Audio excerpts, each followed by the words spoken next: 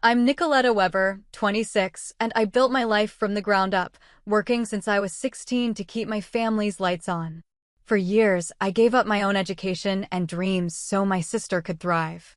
But at a Christmas gathering, I overheard my dad call me a deadbeat, and that moment changed everything.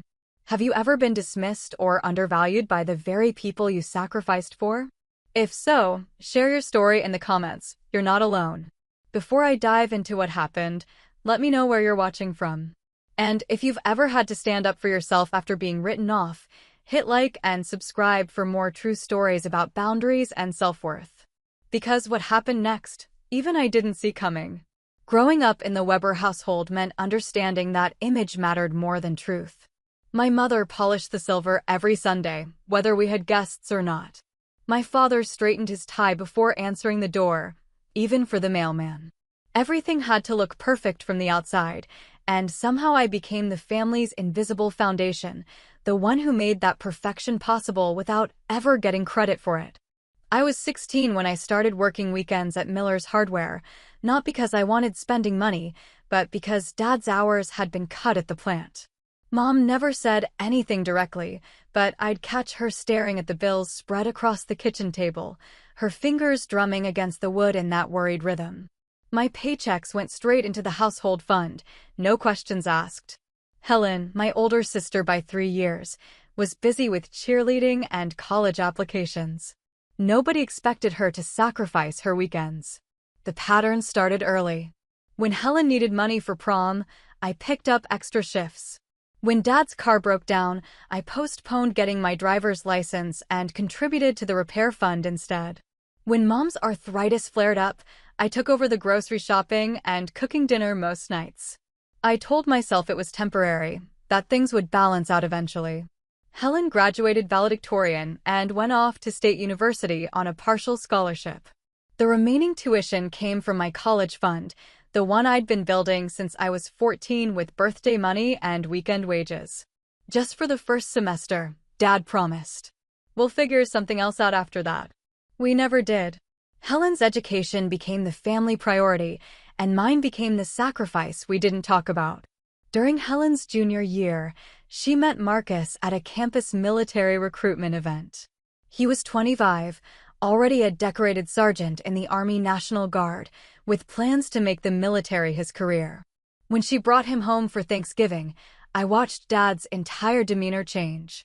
Suddenly there was a man at our table who commanded automatic respect, whose achievements were visible and understood.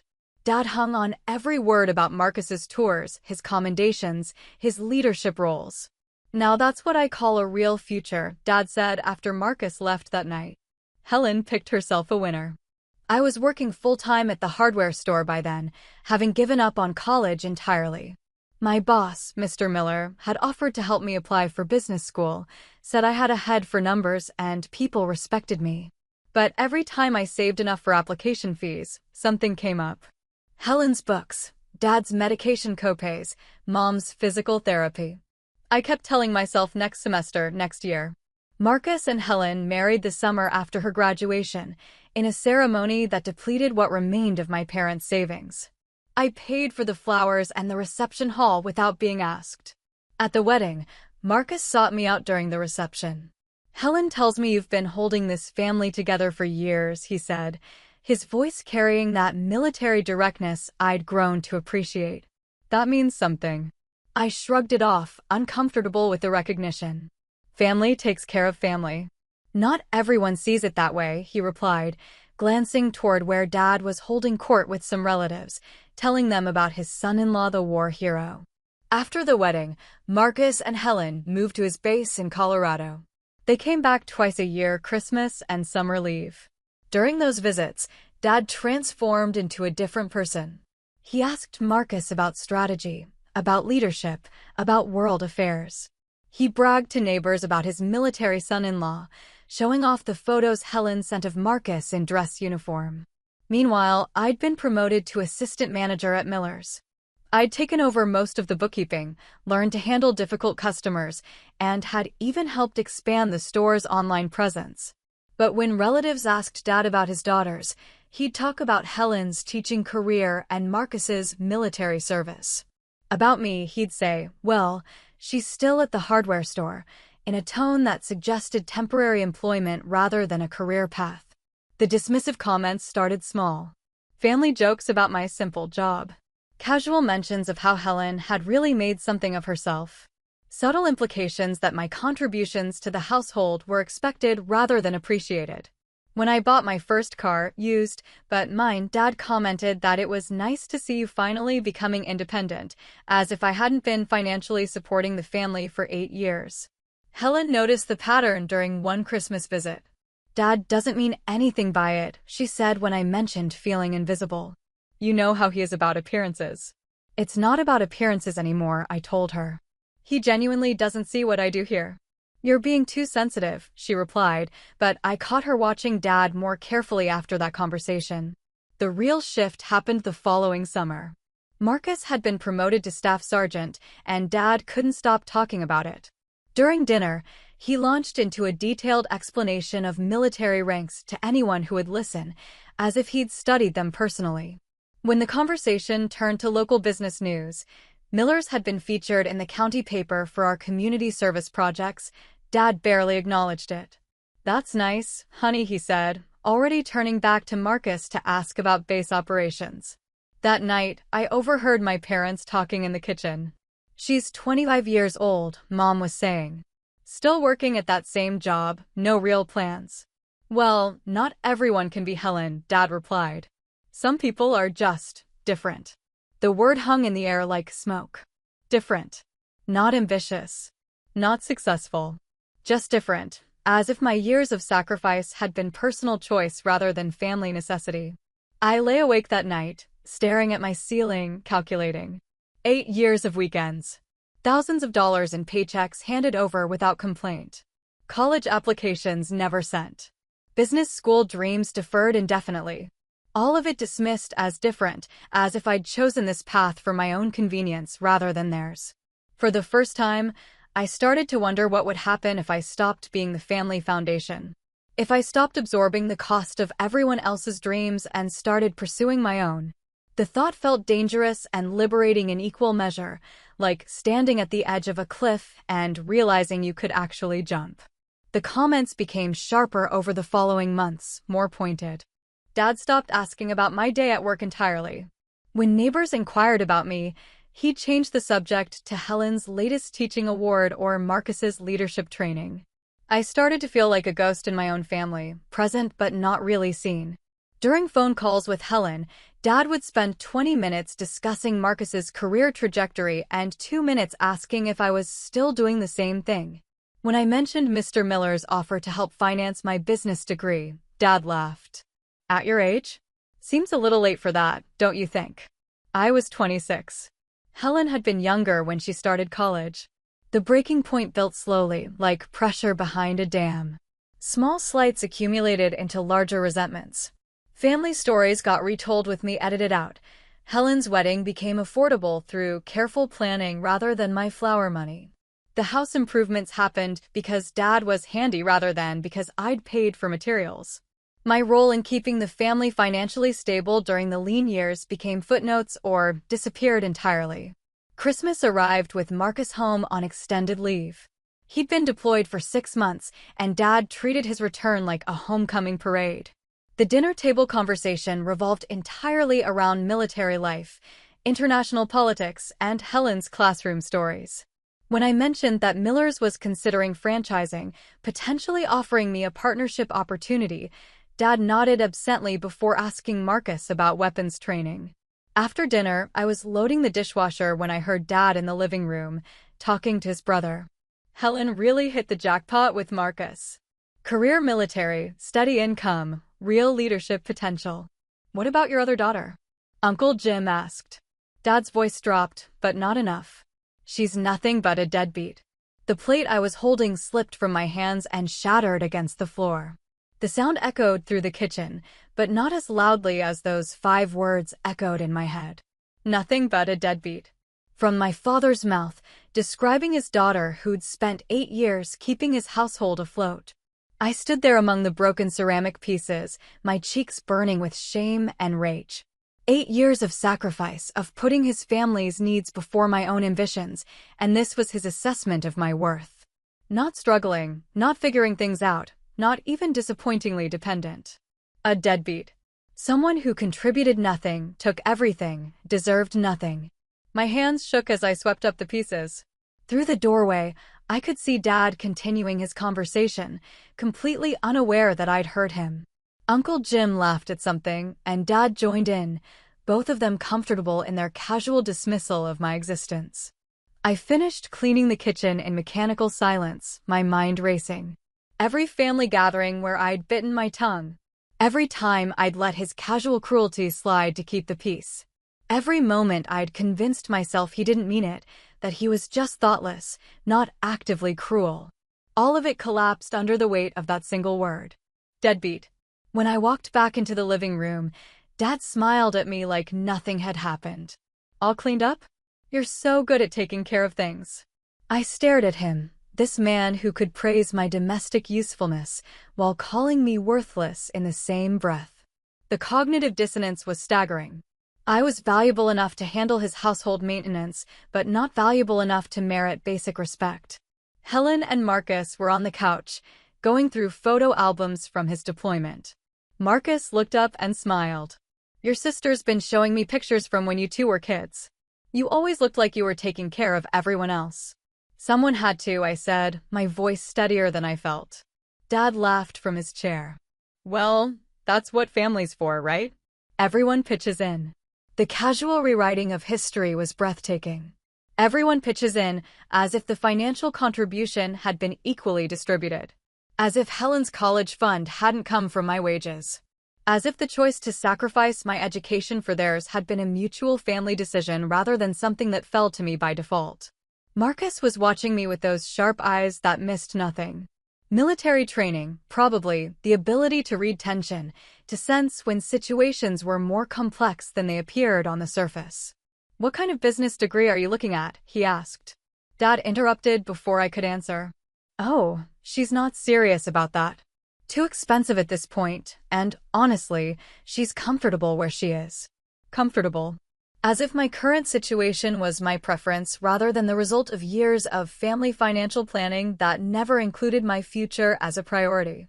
As if I'd chosen this path rather than had it chosen for me by circumstances and expectations. Actually, I said, my voice gaining strength, Mr. Miller thinks I have real potential. The partnership opportunity could lead to owning my own business eventually. Dad waved his hand dismissively. Well, we'll see. Big dreams don't always work out. The irony was suffocating. Helen's big dreams had worked out, funded by my small paychecks. Marcus's big dreams were working out, supported by family pride and celebration. But my dreams were risky, unrealistic, too expensive, too late. Marcus was still watching me, and I saw something shift in his expression. Recognition, maybe. Or understanding.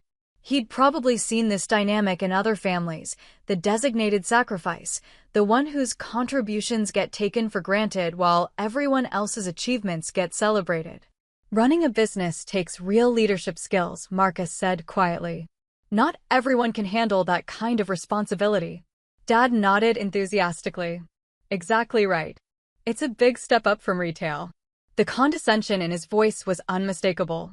Retail, as if 8 years of learning operations, customer service, inventory management, and financial planning were just playing store. As if the skills I developed weren't transferable or valuable. As if my work was somehow less real than what he considered legitimate careers. I excused myself early that night, claiming exhaustion. But I lay awake staring at the ceiling, replaying the evening over and over. The casual cruelty of Deadbeat mixed with the patronizing dismissal of my ambitions. The way he could simultaneously expect my continued support while openly disrespecting my worth. For the first time in years, I started planning for myself instead of for the family. I had savings now, money I'd been setting aside for the next family emergency that always seemed to come. Maybe it was time to spend it on my own emergency. The emergency of a life half-lived, dreams deferred, and self-respect eroded by years of unacknowledged sacrifice. New Year's Day arrived with the kind of bitter cold that makes you question why anyone chooses to live in the Midwest. Helen and Marcus were extending their stay through the weekend, and Mom had planned another family dinner.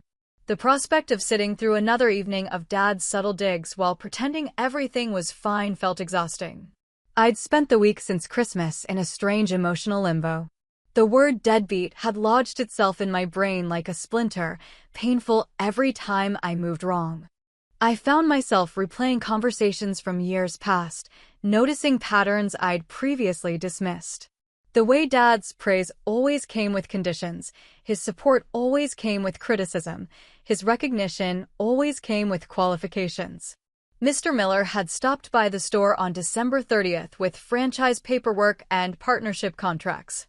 "Don't let this opportunity pass you by," he'd said. "I've watched you grow into this job, and you're ready for the next level. But timing matters in business." The paperwork sat on my kitchen table like a challenge. Loan applications, business plans, projections for the next 5 years. A future I could choose instead of one that happened to me by default. But it required courage I wasn't sure I possessed, the courage to disappoint people who were already disappointed in me. Saturday evening came with Mom's pot roast and Dad's pontification about current events. Marcus listened politely, occasionally offering insights from his military perspective. Helen updated us on her students' progress. I mostly pushed food around my plate and tried to look engaged. "I've been thinking about Marcus's suggestion," Dad said, cutting into his meat with unnecessary precision. "About leadership skills and business ownership." My stomach clenched. Here it came, another gentle dismissal wrapped in fatherly concern. "And honestly, I think you should be realistic about your limitations," he continued, not looking at me directly. "Some people are natural leaders, and others are better at following directions. There's no shame in knowing which one you are." The words hit like a physical blow. Not just because of their casual cruelty, but because he'd twisted Marcus's supportive comment into ammunition for his own argument. He'd taken his son-in-law's encouragement and weaponized it against me. "Dad," Helen started, but he held up his hand. "I'm just saying, jumping into business ownership at her age, with her experience level, it seems risky. What happens when it fails? She'll be back to square one, except older and more in debt. When it fails. Not if. When." He'd already decided I was destined for failure, that my dreams were inherently unrealistic, that my 8 years of learning and growing meant nothing when weighed against his assessment of my capabilities. Marcus set down his fork with deliberate care. "What kind of experience do you think it takes to run a business?" Dad launched into a lecture about education, credentials, networking, capital investment. All the things I supposedly lacked.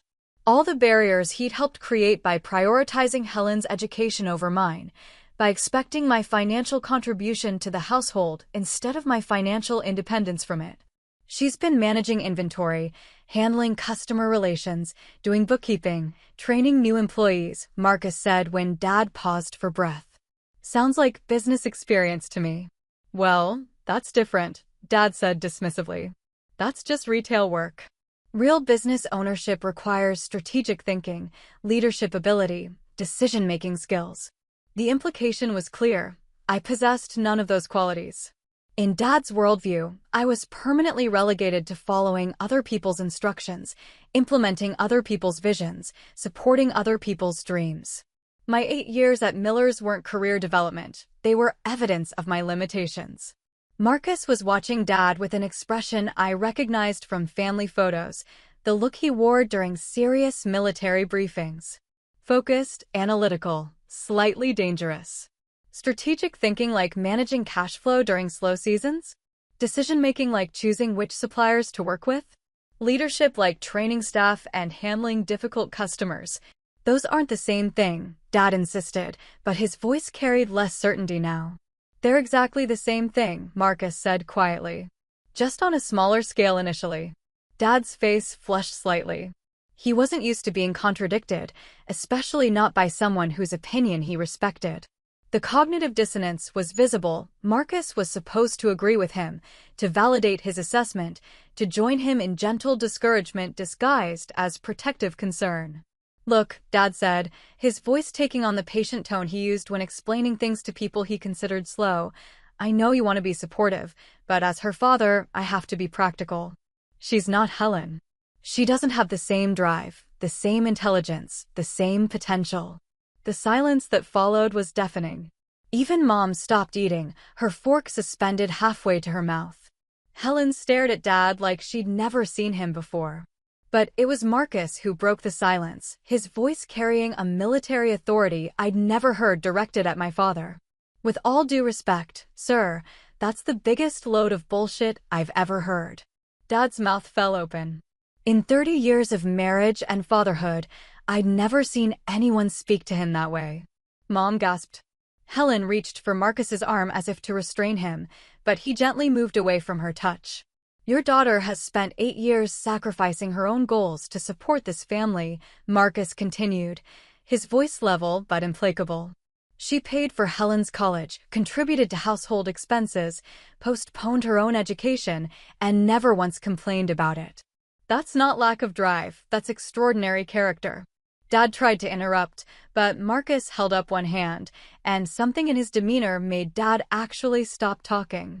She manages a retail operation, handles customer service, does financial planning, trains employees, and has built enough trust with her boss that he's offering her a partnership.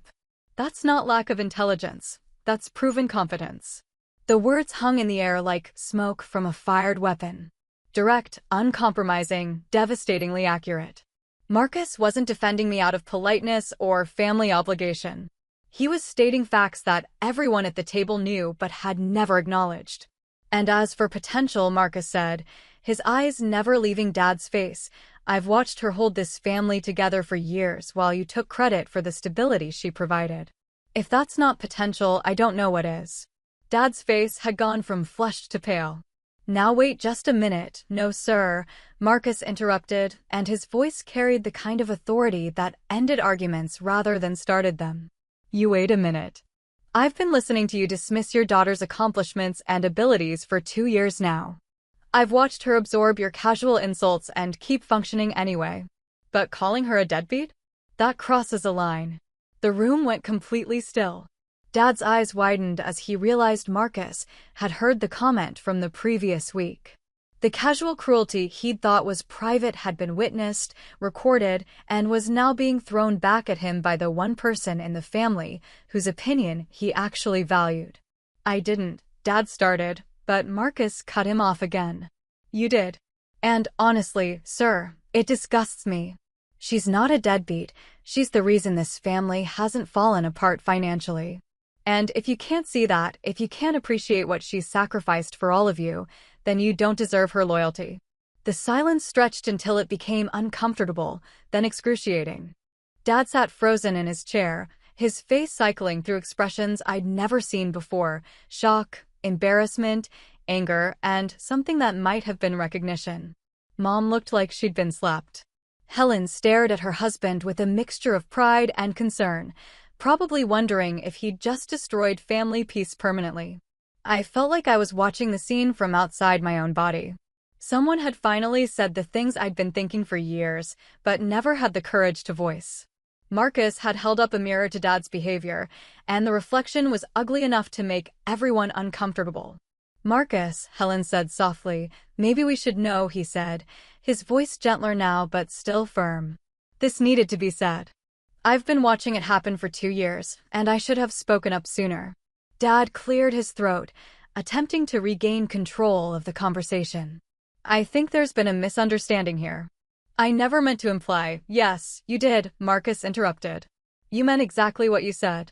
And you've been saying versions of it for years, just usually when you thought she couldn't hear you. The accuracy of that statement hit like a physical blow.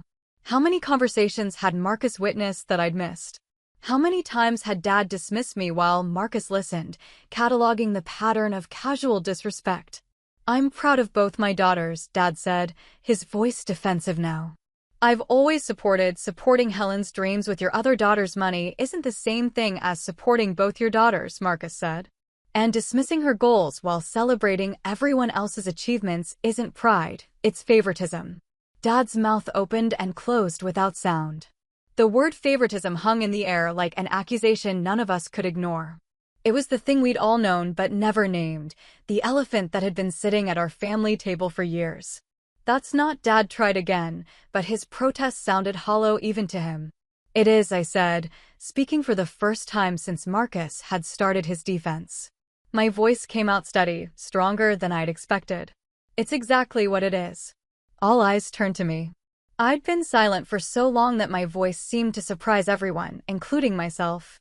But Marcus's words had given me permission to speak truths I'd been swallowing for years. Helen needed college money, so mine disappeared. Helen needed wedding expenses, so I paid for flowers and the reception hall.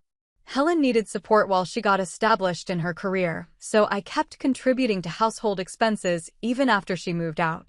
But when I need something, education, business opportunities, even basic respect, suddenly the family can't afford it. Dad's face was flushing again. That's not how it happened. We all made sacrifices. No, I said, my voice gaining strength. I made sacrifices. You made decisions about how to spend my sacrifices. The distinction was crucial. Sacrifice implies choice, agency, a willing giving up of something valuable. What had happened to me was more like taxation, automatic, expected, unacknowledged, and non-negotiable. You paid for college, Helen said suddenly, her voice small. I never knew. I thought it was Dad's savings. It was my college fund, I told her, not unkindly. The one I'd been building since high school. Dad said it was just for one semester, that we'd figure something else out later. But we never did. Helen's face crumpled. Why didn't you ever say anything? Because family takes care of family, I quoted Dad's favorite phrase back at him. Because someone had to be practical. Because your education was more important than mine. I never said that, Dad protested. You didn't have to say it, I replied. You showed it. Every time you celebrated Helen's achievements while dismissing mine. Every time you found money for her needs, but not for my opportunities. Every time you introduced her as my daughter the teacher, and me as someone who works at the hardware store. Dad's protest died in his throat. The pattern was too obvious to deny now that it had been laid out in sequence. Years of casual dismissals, redirected conversations, and unequal treatment that had been normalized through repetition. I worked hard to get where I am, Helen said defensively. So did I replied. I just worked hard at different things. Things that benefited the family instead of just myself. Marcus nodded approvingly. That's what I've been trying to tell him. Different doesn't mean less valuable. Dad looked around the table like he was seeing us all clearly for the first time.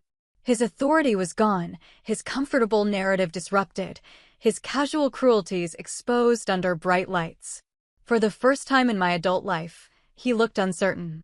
I never meant to make you feel unappreciated, he said finally, the words sounding rehearsed and insufficient. But you did, I said simply. You made me feel like my contributions didn't count, like my dreams weren't worth supporting, like I was just a convenient resource to be used when needed and dismissed when not. That's not, he started, then stopped. Maybe he was finally hearing how his protests sounded. How defensive and hollow they were when measured against years of documented behavior. Mom spoke for the first time since Marcus's initial confrontation. Maybe we should all take a break from this conversation. It was her standard response to family conflict: deflect, defer, hope it would resolve itself through avoidance. But Marcus shook his head. Respectfully, ma'am, I don't think this should be tabled. This is about basic respect and fairness, and those aren't topics that improve with time. Dad was staring at his plate now, the fight gone out of him. Whether from shame, anger, or genuine recognition, I couldn't tell. But for the first time in years, he wasn't controlling the conversation or dismissing other people's perspectives.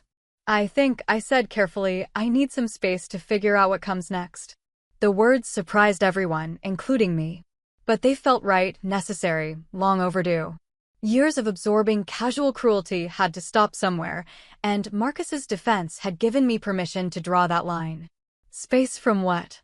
Helen asked, though her tone suggested she already knew. From being taken for granted, I said. From having my contributions dismissed while they're being accepted. From being called a deadbeat by someone whose household I've been supporting for 8 years. Dad flinched at the word deadbeat, finally understanding that his private cruelty had become public knowledge. The comfortable fiction that his comments had been harmless was gone, replaced by the uncomfortable reality of their impact. What does that mean, practically? Mom asked. It was a fair question, and one I was still figuring out. But Marcus's confrontation had clarified something important.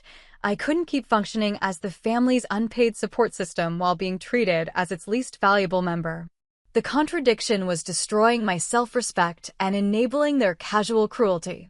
It means, I said slowly, working out the details as I spoke, that I'm going to start making decisions based on what's best for me, instead of what's most convenient for everyone else. The conversation ended without resolution, which felt appropriate.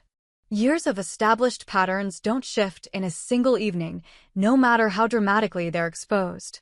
Helen and Marcus left the next morning with awkward hugs and promises to talk soon. Dad retreated to his workshop in the basement. Mom cleaned the kitchen with unusual intensity, as if scrubbing dishes could restore family harmony. I went home to my apartment and sat at the kitchen table with Mr. Miller's paperwork spread in front of me. Partnership agreements, loan applications, business plans, all the documentation of a future I could choose if I had the courage to disappoint people who were already disappointed in me. Monday morning came with unusual clarity. I called in sick to Miller's, the first time I'd used a sick day for mental health rather than physical illness. Instead of going to work, I drove to the community college and picked up enrollment information for their business program. Night classes, designed for working adults, affordable even without family support. The woman in the admissions office was encouragingly practical. "You've got solid work experience," she said, reviewing my employment history. "That counts for a lot in business courses. Real-world application makes the theory more meaningful." Real-world application. The phrase stuck with me as I drove home. 8 years of real-world application, dismissed by Dad as just retail work, but recognized by admissions counselors as valuable preparation for business education. That evening, Dad called. "I've been thinking about yesterday," he said without preamble. "So have I replied, waiting to see which direction he'd take the conversation. "Maybe I've been too protective," he said carefully. "Too focused on the practical challenges instead of the possibilities." It wasn't an apology, but it was closer to acknowledgement than I'd expected. Maybe I agreed. "This business opportunity," he continued, "maybe you should look into it more seriously." The conditional support felt familiar, encouragement hedged with enough qualifications that he could withdraw it later if things didn't work out as he expected. But it was more than he'd offered before Marcus's confrontation. "I am looking into it," I told him. "I picked up college enrollment information today." Silence stretched across the phone line. "Finally," he said, "that's good. Education is important." The same man who dismissed business school as too expensive and too late was now endorsing education in general terms. The cognitive dissonance would have been funny if it hadn't been so painful. His opinion of my capabilities seemed to shift based on external validation rather than consistent assessment of my actual performance. Over the following weeks, the family dynamic felt fragile and strange. Helen called more often, her conversations peppered with questions about my plans and apologies for things she'd never noticed before. "I should have said something," became her repeated refrain. "I should have stood up for you." Mom's approach was more subtle: care packages of food, casual offers to help with application paperwork, small gestures of support that acknowledged my independence while trying to maintain connection. She'd never been good with direct confrontation, but she understood the language of practical assistance. Dad's adjustment was the most complicated. He'd oscillate between his old patterns of casual dismissal and new attempts at encouragement that felt forced and uncomfortable. The shift was too dramatic to be genuine, but it was consistent enough to suggest actual effort rather than temporary guilt. Marcus called one evening while Helen was at a faculty meeting. "How are you handling everything?" he asked. "Still figuring it out," I admitted. "It's weird having someone in the family actually defend me." "You shouldn't have needed defending," he said. "But I'm glad I could provide it." "Why did you?" I asked. "I mean, you could have stayed out of it. Kept the peace." He was quiet for a moment. "Because I recognize the pattern. Military families deal with similar dynamics, someone always sacrificing for the greater good, until the sacrificing becomes expected and the person becomes invisible." The comparison hadn't occurred to me, but it made sense. The military understanding of service and sacrifice, but also of recognition and respect for that sacrifice. Dad respected Marcus's military service partly because it was officially acknowledged, formally recognized, publicly honored. My service to the family had been invisible, informal, unacknowledged. Besides, Marcus continued, Helen loves you, and watching her family treat you that way was hard for her, even when she didn't know how to address it. That conversation shifted something in my relationship with Helen. The next time she called, I was more honest about the years of accumulated hurt. She cried, which surprised me. I'd expected defensiveness or minimization, not genuine grief for what I'd experienced while she'd been building her own life. I was so focused on my own path, she said. I never looked back to see what it was costing you. I didn't want you to, I admitted. I thought that was what love looked like, making sure you succeeded, even if it meant I didn't. That's not love, she said firmly. That's martyrdom. And it's not fair to either of us. The distinction was important. Love should involve mutual support and shared sacrifice, not one person constantly giving while others constantly receive. The pattern I'd established had been unhealthy for everyone. It had made me resentful, Helen guilty, and Dad comfortable with exploitation he might not have accepted if it had been more visible. 3 weeks after Marcus's confrontation, I submitted my partnership paperwork to Mr. Miller and my enrollment application to the college. Both felt like acts of rebellion and self-respect combined. I was finally making decisions based on my own goals rather than other people's needs. The night I mailed the applications, I called Helen. I did it, I told her. Business school and the partnership opportunity.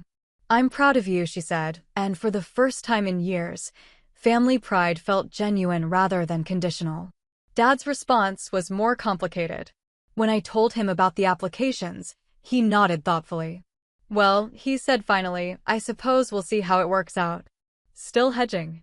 Still protecting himself from having to fully commit to supporting my success.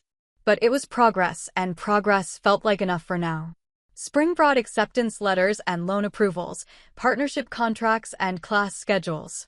The community college business program started in June, designed to accommodate working adults who couldn't abandon their current income while building their future. 3 nights a week, 2 hours per session, practical coursework that built on real experience rather than replacing it. The partnership with Mr. Miller became official in May. I kept my full-time schedule while taking on additional responsibilities, expanded inventory management, customer relationship development, financial planning for potential franchise locations. The learning curve was steep, but it felt different from previous challenges. This time, I was building something for myself instead of maintaining something for others. Dad's adjustment to my new status was awkward and inconsistent. He'd oscillate between his old dismissive patterns and new attempts at supportive interest that felt forced and uncomfortable. When neighbors asked about my business venture, he'd respond with cautious pride hedged with practical concerns. She's trying something new, he'd say, but we'll see how it works out. The conditional support felt familiar, but less devastating now. I'd stopped requiring his approval for my decisions, which made his withheld enthusiasm less powerful. His opinions still mattered, but it no longer determined my self-worth or my choices. Helen's support was more consistent and genuine. She'd call to ask about coursework, celebrate small victories, offer encouragement during stressful weeks. The sister relationship I'd always wanted was emerging now that we'd acknowledged the inequality that had distorted it for years. I wish I'd understood sooner, she said during one of our conversations. I wish I'd pushed back when Dad dismissed your contributions. You were building your own life, I replied. That's what you were supposed to be doing. But not at your expense, she said. There should have been room for both of us to succeed. The insight was important. Success didn't have to be a zero-sum game within families. Supporting one person's dreams shouldn't require sacrificing another person's opportunities. The either-or mentality that had governed our family's resource allocation had been a choice, not a necessity. Marcus visited in July, alone this time while Helen attended a teaching conference. He stopped by Miller's to see the operation, asking intelligent questions about inventory systems, customer demographics, profit margins. His military background gave him an appreciation for logistics and planning that translated well to retail operations. "This is impressive," he said, reviewing our quarterly reports. "You're not just managing a store, you're running a business." The distinction mattered. Managing implied maintenance, following established procedures, keeping things stable. Running implied leadership, strategic thinking, growth planning. Dad had always described my role in management terms, but Marcus's assessment recognized the leadership aspects that Dad had consistently overlooked. Over dinner that evening, Marcus updated me on his own career progression. He'd been offered advanced leadership training that could lead to commissioned officer status. "Helen's excited about it," he said, "but nervous about the additional responsibilities." "Are you nervous?" I asked. He considered the question seriously. "Not about the work itself. I've been preparing for this level of responsibility for years. But about the recognition that comes with it. Sometimes getting promoted means people start expecting you to be different than you actually are." The observation resonated. Recognition often came with expectations that had little to do with actual capabilities or character.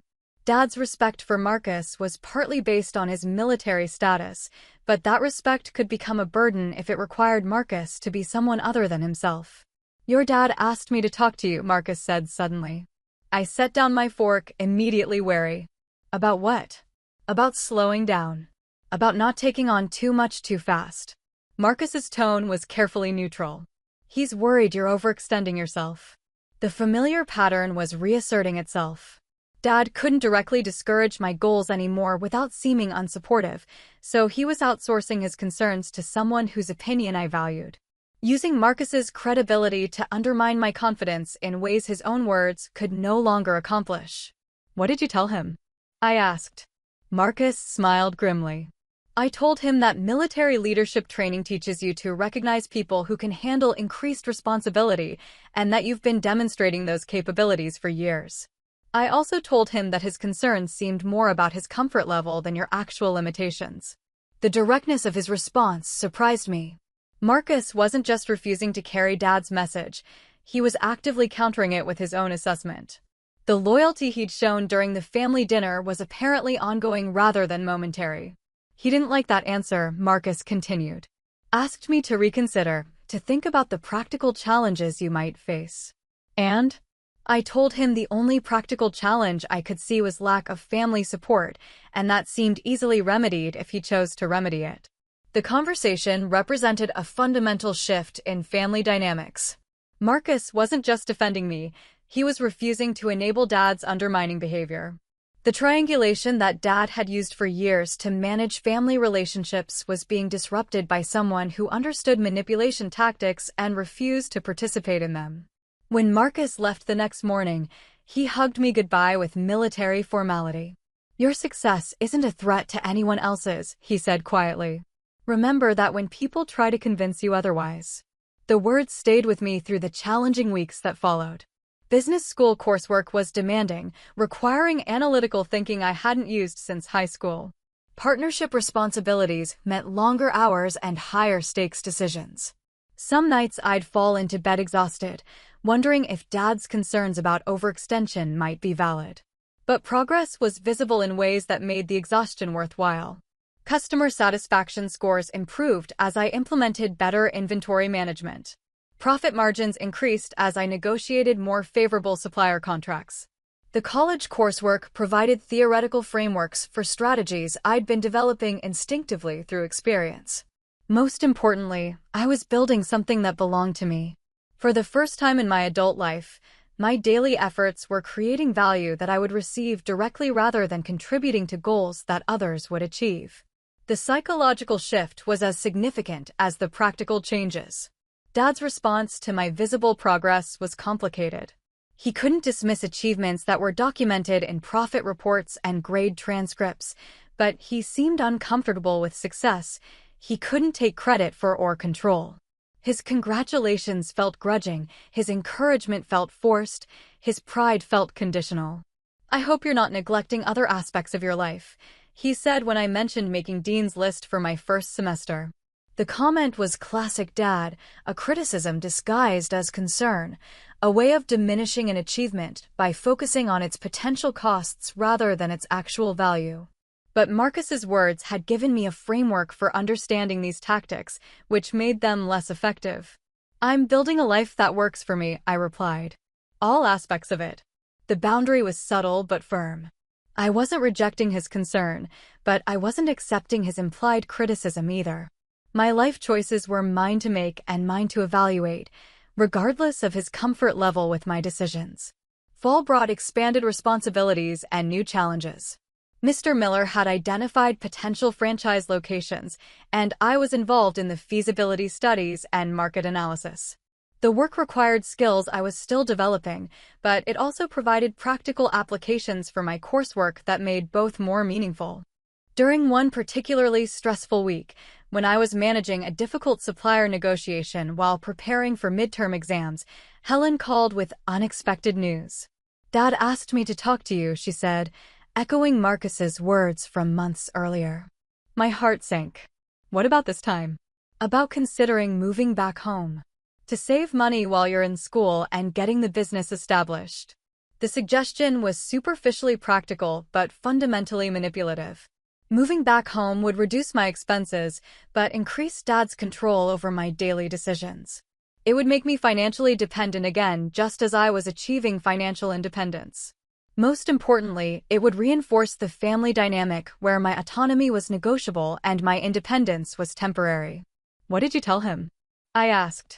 "I told him that you're an adult who's been supporting herself successfully for years, and that his suggestion sounded more like a way to regain control than a way to provide support."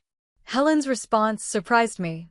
6 months earlier, she might have endorsed Dad's suggestion as practically sound while missing its emotional implications. But Marcus's confrontation seemed to have sharpened her awareness of family manipulation tactics. "He didn't appreciate that perspective," she continued. "Asked me to think about your long-term financial stability." "My financial stability is improving because I'm building assets instead of just paying expenses," I replied. "Moving backward doesn't serve my long-term interests, even if it might reduce short-term costs." The conversation represented another shift in family dynamics. Dad could no longer count on Helen to reinforce his perspective or carry his messages without question. The united front he'd always been able to maintain was fracturing as family members developed independent assessments of situations. That weekend, Dad called directly. "Helen says you're not interested in moving back home." "That's right," I replied without elaboration. "I was just trying to be helpful," he said, his tone suggesting injured innocence. "I understand," I said, "but I don't need that kind of help right now." The boundary was clear and non-negotiable. I wasn't attacking his motives or explaining my reasoning in detail. I was simply declining his offer and moving forward with my own plans. "Well," he said finally, "I suppose you know what's best for yourself." The grudging acknowledgement felt like progress, even though his tone suggested he didn't entirely believe it. For the first time in years, he was accepting my autonomy without a prolonged argument or guilt campaign. Winter arrived with final exams and year-end business planning. The partnership was exceeding performance projections, and my academic work was providing frameworks for expansion strategies we hadn't previously considered. The convergence of education and experience was creating opportunities neither could have generated alone. Christmas approached with the usual family gathering expectations, but this year felt different. I had achievements to celebrate that couldn't be dismissed or minimized. I had goals that were mine to pursue rather than sacrifices to make for others. Most importantly, I had established boundaries that had been tested and held firm. The prospect of family dinner no longer felt like a trial to endure. It felt like an opportunity to demonstrate growth, to model healthy relationships, and to enjoy the family connections that had always existed beneath the dysfunctional patterns. Marcus's confrontation had cleared the air in ways that made genuine relationship possible. As I wrapped presents and planned dishes to contribute, I realized that my relationship with Dad would probably never be perfect. His patterns of control and dismissal were too deeply ingrained to disappear completely. But they no longer had the power to derail my life or undermine my self-worth. I'd built something strong enough to withstand his disapproval and substantial enough to earn his grudging respect. Christmas Eve dinner felt like a diplomatic summit, everyone carefully polite, nobody quite sure what topics were safe for discussion. Helen and Marcus arrived with gifts and cautious optimism. Mom had prepared enough food for twice our number, her usual response to family tension. Dad presided over the table with subdued authority, his comfort disrupted by the new family dynamics, but his basic personality unchanged. The conversation stayed safely superficial for the first hour. Weather, neighborhood news, Helen's teaching stories, Marcus's latest training exercises. We were all performing normalcy, testing whether we could function as a family without the dramatic confrontations that had characterized recent gatherings. Finally, Marcus broke the careful détente. "How's business school going?" he asked, directing the question to me but speaking loudly enough that everyone would hear the answer. I updated them on my coursework, the partnership expansion, the franchise planning. Concrete achievements with measurable outcomes, progress that couldn't be dismissed as wishful thinking or diminished through faint praise. Dad listened without interrupting, his expression carefully neutral. "That's impressive," Mom said when I finished. "You're really building something substantial." The acknowledgement felt genuine rather than obligatory. Mom had always been more supportive than Dad, but her support had often felt helpless in the face of his disapproval.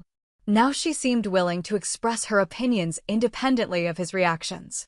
"The franchise model is smart," Marcus added. "Proven systems, established customer base, reduced risk compared to starting from scratch." Dad nodded thoughtfully. "Assuming the market analysis supports expansion," he said, finally joining the conversation. It wasn't enthusiastic endorsement, but it wasn't dismissive criticism either. He was engaging with my plans as legitimate business ventures rather than unrealistic fantasies. The shift felt significant, even if it came with typical Dad qualifications and concerns. "Market analysis shows strong demand in 3 potential locations," I replied, treating his comment as genuine business discussion rather than veiled discouragement. "Demographics support the customer base, and competition analysis suggests room for another quality supplier." Dad's eyebrows rose slightly. Market analysis and demographic studies weren't retail clerk activities, they were business owner responsibilities. The language I was using, the concepts I was discussing, the strategic thinking I was demonstrating all contradicted his assessment of my capabilities. "When do you expect to make expansion decisions?" he asked. The question was purely practical, focused on timeline and process rather than whether expansion was advisable. He was treating me as someone capable of making sophisticated business decisions, someone whose plans deserved serious consideration rather than protective discouragement. "Next spring," I replied. "After I complete the financial planning coursework and we finish the current location's performance analysis." Helen smiled across the table. "It sounds like you're really hitting your stride." The phrase captured something important. For the first time in years, I felt like I was moving toward goals I'd chosen rather than adapting to circumstances others had created.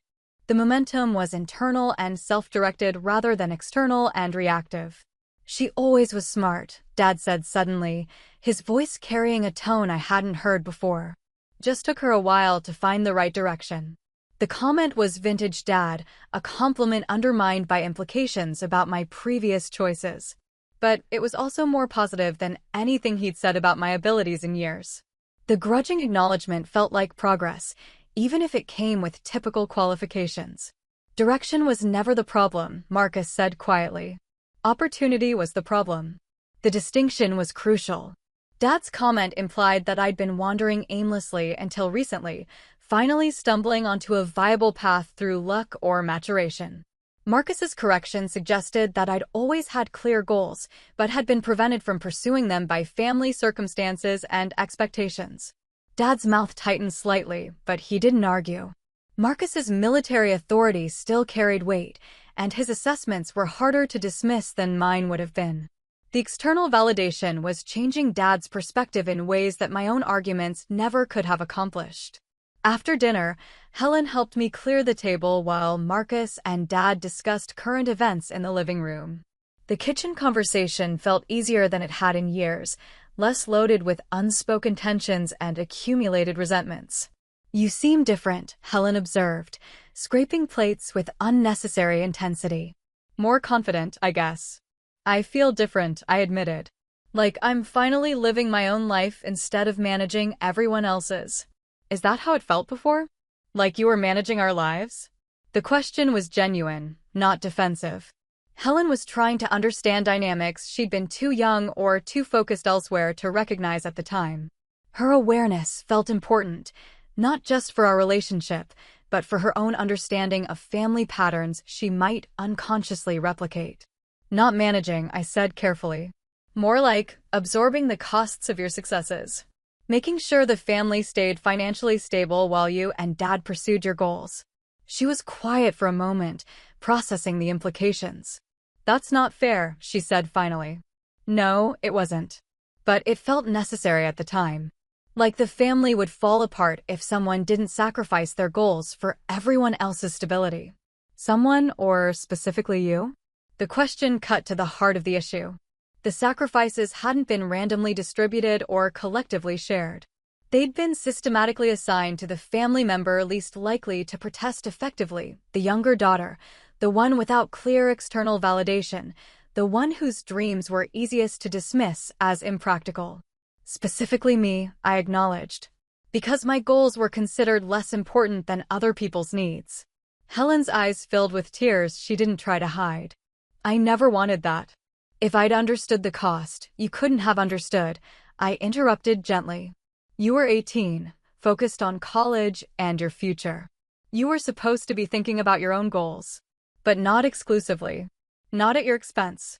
The conversation continued as we finished cleaning, both of us working through years of unexamined assumptions and unconscious guilt. Helen's tears weren't self-indulgent, they were recognition of impact she'd never intended, but had nevertheless benefited from. When we rejoined the men in the living room, the atmosphere had shifted again.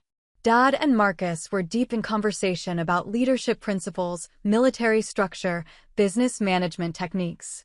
For once, Dad seemed genuinely interested in learning rather than just holding forth on topics he considered himself expert in. Marcus was telling me about some of the strategic planning they do in the military, Dad said when we sat down. Sounds similar to what you're doing with the franchise analysis. The comparison was remarkable for several reasons. Dad was acknowledging similarities between my business planning and Marcus's military responsibilities, implicitly elevating my work to a level he respected. He was also deferring to Marcus's expertise on strategic planning, admitting gaps in his own knowledge that my education was helping to fill. Strategic planning principles are pretty universal, I replied.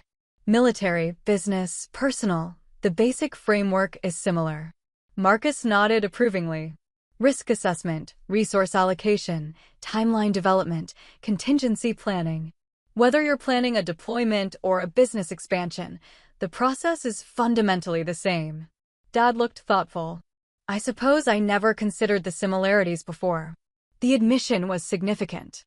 Dad had always dismissed business education as theoretical rather than practical, academic rather than applicable.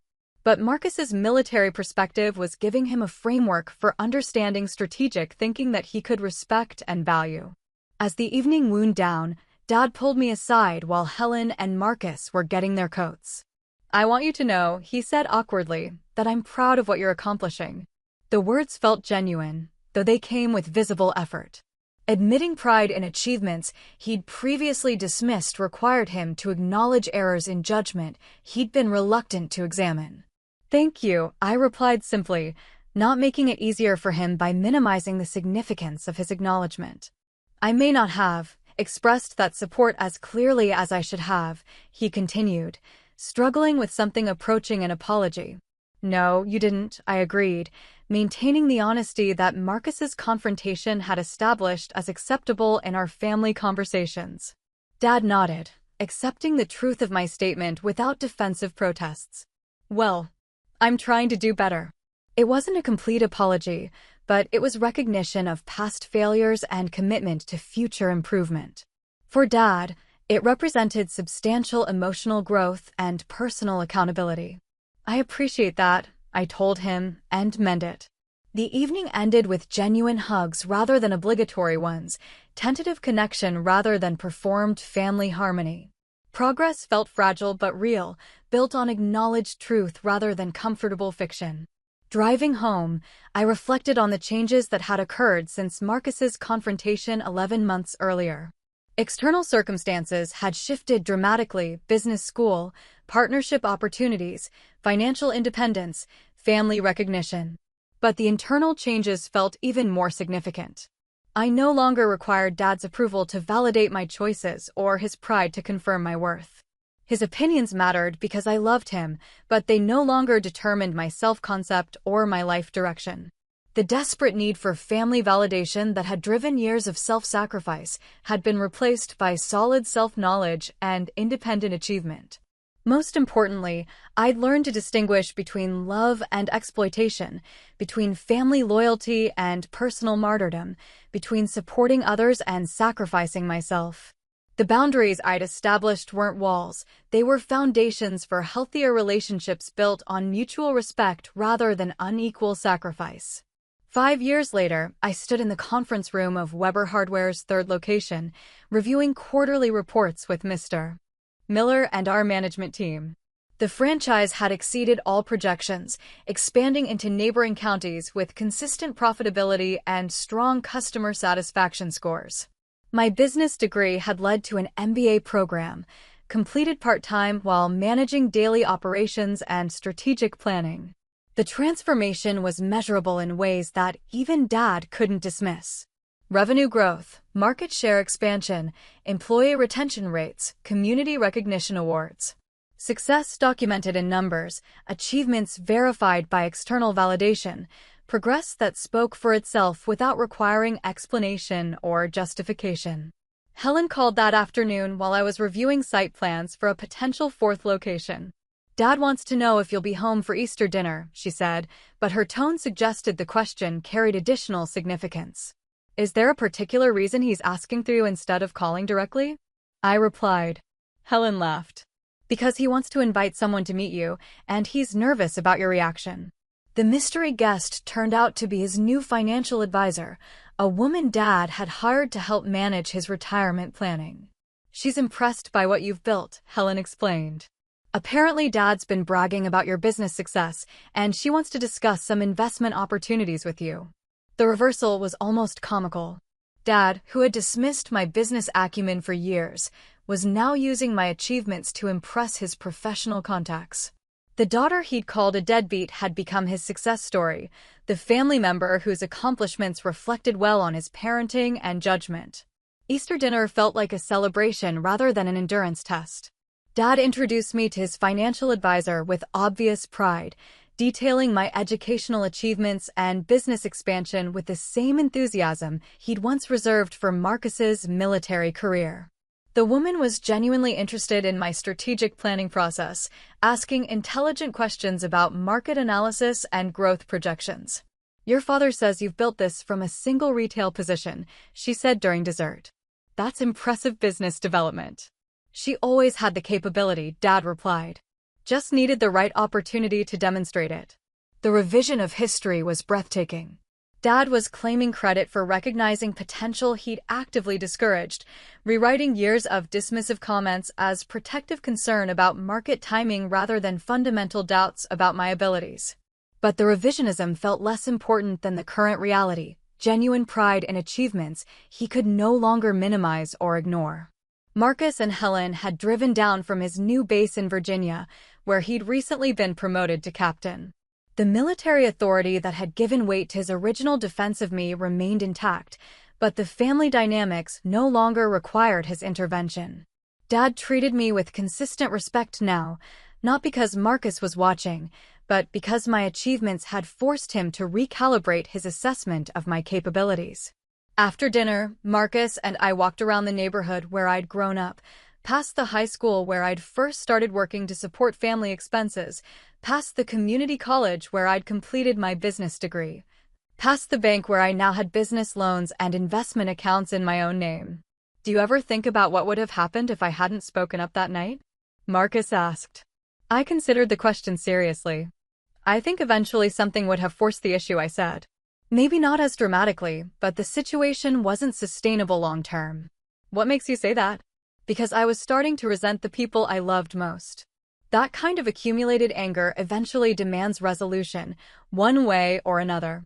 Marcus nodded thoughtfully. Military families deal with similar dynamics sometimes.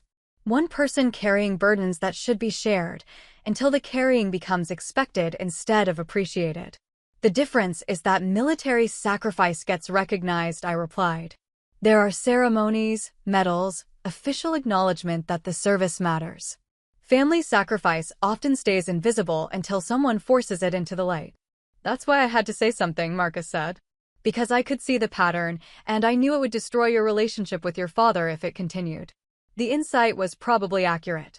Years more of casual dismissal and unacknowledged sacrifice would have built resentments too deep for later repair. Marcus's confrontation had forced a crisis that enabled change rather than allowing gradual deterioration that might have become irreversible. Do you think he's really changed? I asked. Or is he just responding to external pressure and visible success? Marcus was quiet for a moment. Probably some of both, he said finally. But change is change, regardless of what motivates it initially. The important thing is that the pattern of disrespect has stopped. We walked in comfortable silence for a few blocks, both lost in our own thoughts. The neighborhood looked smaller than it had when I was growing up, but not diminished, just properly proportioned to my adult perspective. I used to think family loyalty meant accepting whatever treatment they offered, I said as we turned back toward the house. That pushing back or setting boundaries was selfish. And now? Now I think real loyalty requires honesty about harmful patterns. Accepting mistreatment doesn't protect the family, it enables dysfunction that hurts everyone eventually. Marcus smiled. That's a very military perspective, actually. Unit cohesion requires addressing problems directly rather than hoping they'll resolve themselves. The comparison felt appropriate. Healthy families, like effective military units, needed clear communication, mutual respect, and shared responsibility for collective success.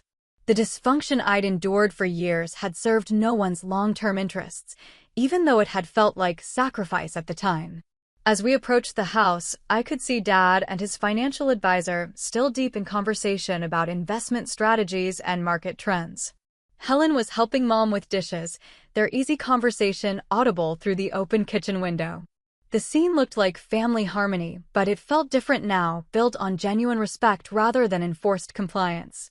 That night, driving home to my own house in my own car to review my own business plans, I reflected on the journey from family doormat to independent success. The transformation hadn't been easy or linear. There had been moments of doubt, periods of financial stress, nights when Dad's old criticisms echoed in my head and made me question my capabilities. But Marcus's confrontation had given me permission to value myself as much as I'd always valued others. His defense had shown me what advocacy looked like, what respect sounded like, what family support could be when it was genuine rather than conditional. Most importantly, his intervention had forced a crisis that enabled change rather than allowing gradual erosion that might have become permanent. The deadbeat Dad had seen was gone, replaced by someone who'd learned to distinguish between love and exploitation, between family loyalty and personal sacrifice, between supporting others and destroying herself. The change wasn't just professional or financial, it was fundamental, affecting how I approached relationships, decisions, and self-assessment. 5 years of building something that belonged to me had taught me that success wasn't a limited resource that had to be rationed among family members. Helen's achievements and my achievements could coexist and complement each other rather than competing for finite family approval.